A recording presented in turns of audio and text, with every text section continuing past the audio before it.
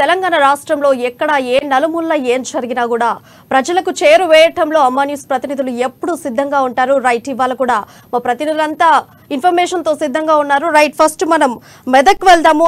ఇప్పుడు అధికార పార్టీ నాయకులను చూసుకుంటే వీళ్ళకి ఎక్కడికి వెళ్ళినా కూడా చేదు అనుభవం ఎదురవుతుందని చెప్పుకోవచ్చు. అధికార పార్టీ అయినప్పటికీ కూడా నేతలందరినీ కూడా ప్రజలు విమర్శిస్తున్నారు. అలాగే ఇప్పుడు చూసుకుంటే జహీరాబాద్ లో బీఆర్ఎస్ పార్టీ అభ్యర్థిగా ఉన్నటువంటి మాణిక్ రావుకి చేదు అనుభవం ఎదురైంది. ఇకపోతే మాణిక్ రావు ఎన్నికల ప్రచారానికి జహీరాబాద్కి వెళ్తుంటే అక్కడ అందరూ అడ్డుకున్నారు ప్రజలు. ఇకపోతే అభివృద్ధి చేయకుండా గ్రామాల్లోకి ఎలా వస్తున్నారు అంటూ ఆయన నిలదీశారు. ఇకపోతే మాణిక్ రావు గన్మెన్ పై గ్రామస్తులు కూడా దాడికి దిగబడ్డారు. ఇక తమ ఊర్లోకి ప్రచారానికి రావద్దంటూ ఎమ్మెల్యేకు హెచ్చరికలు కూడా ప్రజలు చేసినట్టు తెలుస్తోంది. తమ గ్రామంలోకి రావద్దని సరిహద్దుల్లో అడ్డుకట్ట వేసి మరి ఆయన ఆపే ప్రయత్నం చేశారు అక్కడ ఉండేటువంటి గ్రామస్తులు. ఇక రోడ్డు నిర్మాణ పనులపై ఎమ్మెల్యేను నిలదీశారు సిద్ధాపూర్ తాండవాసులు. ఇక ఇదే అంశంపై మరింత సమాచారం మెదక్ ప్రతినిధి సునీల్ లైవ్ ద్వారా అందిస్తారు. సునీల్, చెప్పండి, అప్డేట్స్ ఏముంది? అసలు జహీరాబాద్ ఎమ్మెల్యే అభ్యర్థిగా ఉండేటువంటి వ్యక్తికి ఎలాంటి చేదు అనుభవం ఎదురైంది? ప్రజలు ఆయన్ని చూసి ఎలా రియాక్ట్ అవుతున్నారు? సంగారెడ్డి జిల్లా జహీరాబాద్ బీఆర్ఎస్ అభ్యర్థి, ఆయన సిట్టింగ్ ఎమ్మెల్యేగా కూడా ఉన్నారు. 2018 అసెంబ్లీ ఎన్నికల్లో ఆయన జహీరాబాద్ నుంచి అప్పటి టీఆర్ఎస్ పార్టీ నుండి ఎన్నికవడం జరిగింది. ఈ నేపథ్యంలో ఆయనకు మరోసారి సీఎం కేసీఆర్ అవకాశం ఇచ్చారు. అయితే ఆయన నియోజకవర్గంలో పర్యటిస్తుండగా ఆయనకు చేదు అనుభవాలు ఎదురవుతున్నాయని చెప్పవచ్చు. తాజాగా మాందపూర్ తాండవాసులు అయితే తమ గ్రామంలో రోడ్డు నిర్మాణానికి సంబంధించి పనులు ప్రారంభించి పనులను మధ్యలోనే ఆపేసి రోడ్డు పూర్తి చేయకపోవడంతో చాలా ఇబ్బందులకు గురవుతున్నాం, వర్షాకాలంలో అయితే చాలా ప్రమాదాలకు గురవుతున్నాం అని చెప్పి కూడా తాండవాసులు ఆయనను అడ్డుకున్నారు. ప్రచారం చేయొద్దు తమ గ్రామంలో అని చెప్పారు.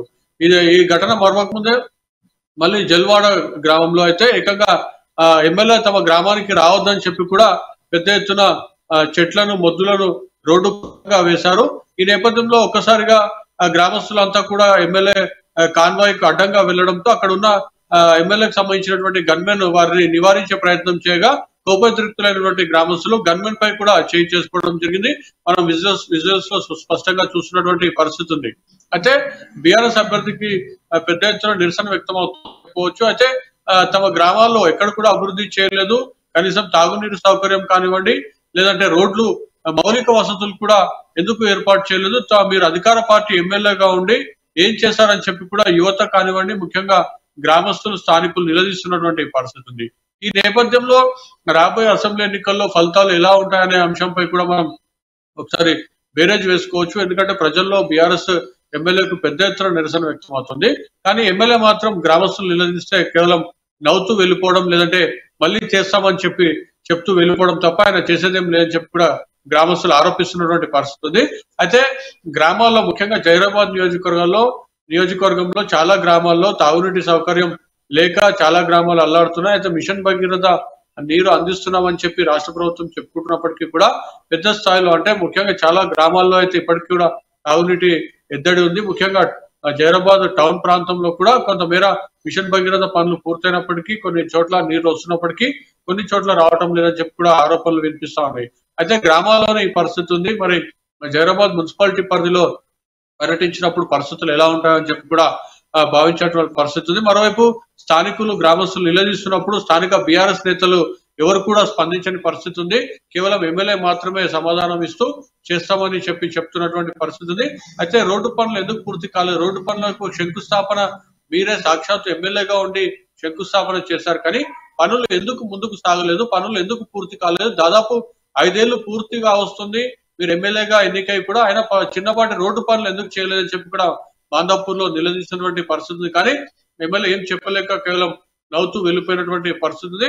ఇలాంటి సమస్యలు ఉన్న గ్రామాల్లో పర్యటించొద్దని చెప్పి కూడా అక్కడ వాసులు నిలదీస్తున్నటువంటి పరిస్థితి. మొత్తానికైతే ఈ అంశం బీఆర్ఎస్ పార్టీ అధిష్టానం ఉంది. మరి రాబోయే రోజుల్లో ఎలాంటి స్పందన ఉంటుందని చెప్పి కూడా మనం వేచి చూడాల్సిన అంశం ఉంది. సునీల్, ఇప్పుడు చూసుకుంటే ఇప్పుడు జహీరాబాద్ బీఆర్ఎస్ పార్టీ అభ్యర్థి మాణిక్ రావుకి ఇంత వ్యతిరేకత ఎందువల్ల ఏర్పడిందంటారు? అసలు అంత గ్రామస్తులు చీదరించుకునేటువంటి విషయం ఎందుకు వచ్చింది అని అనుకోవచ్చు మనం?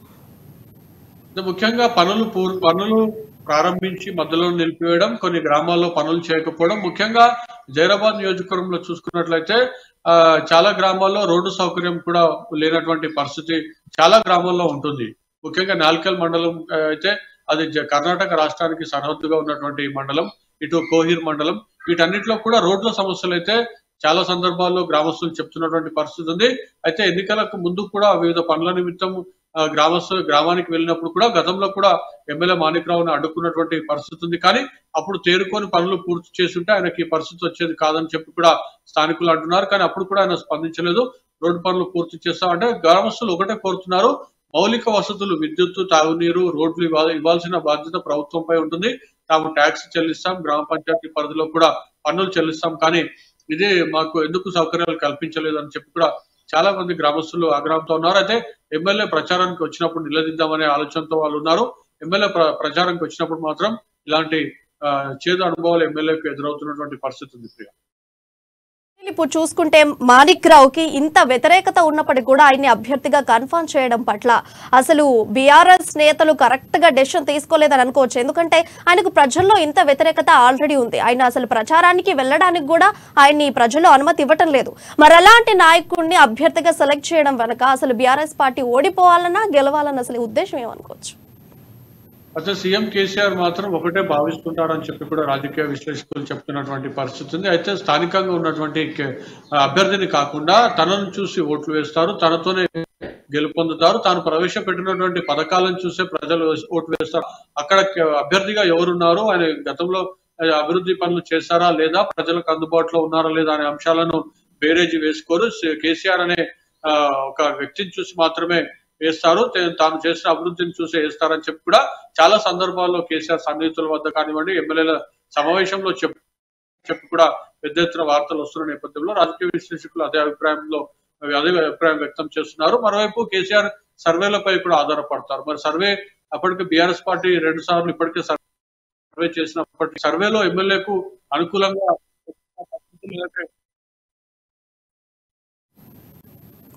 Right Sunil, thank you.